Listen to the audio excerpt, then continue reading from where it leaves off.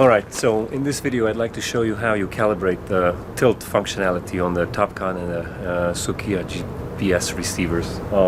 I am running firmware version 5.3.4 currently. It's March 2021. That's the most current version. It's relatively simple, but it requires a little bit of knowing before you start of how to do this. Why I mention that is you can either use a tri-brag or I have a calibrated prism pole. So I have a pole that I trust the bubble on because I just true plumbed it, meaning I know that it's actually true. So my first thing that I usually do is make sure that I'm actually level, and I'm just going to follow the bubble over here. That's the best I can do out here in the field, because now what I have to do is on my data collector in my topo screen, what I do is you can see that I have a icon that shows me my E level, and essentially the E level is already telling me that I need to calibrate. So let me hit calibrate, and it requires a level calibration first. So all you do is hit calibrate, and now you just hang out and wait. It'll inherit the level of the GPS actually sitting on the pole. So if your pole is off, unfortunately your level will be off too. So just be careful with that. Counts down about 30 seconds, as you see. And once this is done, that's the first step to calibrating a receiver. And the second step is going to be the compass calibration, and that's the tricky part. So calibration is complete. And now to do the compass calibration, I don't care about the level anymore. I'll take off the receiver off of the actual tripod,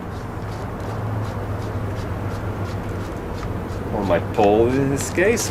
And what this requires you to do is actually you tumble the receiver, and you'll see multiple videos and instructions on how to do this, but I found it a little bit easier to follow the way I'm going to do it. So what I'm going to do is I'll actually hit the button that says calibrate. And what I'll do is, it's now waiting for the calibration, and I'll step back, and what I'll do is I'll tumble this just forward, and I'm the one who's spinning. So I'm not actually spinning the receiver itself, but I'm spinning myself. And I'm just turning the receiver, tumbling it in front of me over and over again. So I'm doing this slowly, but I'm doing it continuously until the progress bar, which you will see, kind of hits 100%. It doesn't give you a countdown. It really, I guess, counts how many times you've tumbled it at different axes.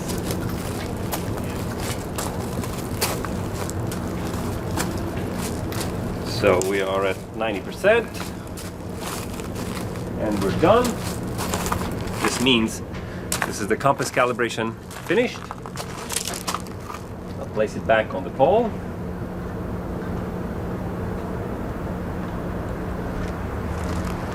And now the only last thing that you need to calibrate is the compass alignment. So we'll hit close over here, and we'll hit compass alignment.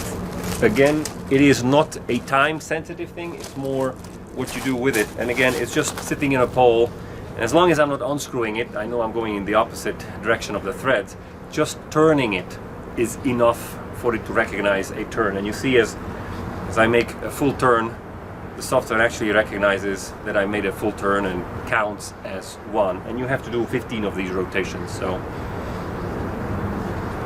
there we go. One left. And that's that. So now the receiver is calibrated. And you can see on my screen now, when I exit out, the software is showing me, I moved the pole so it's not dead in the center, but the software is actually showing me that I am calibrated and I have met the requirements for being successfully calibrated for this job site over here. So if you have any questions or comments, leave them below. Otherwise, hopefully this video was helpful, and I'll see you in the next video.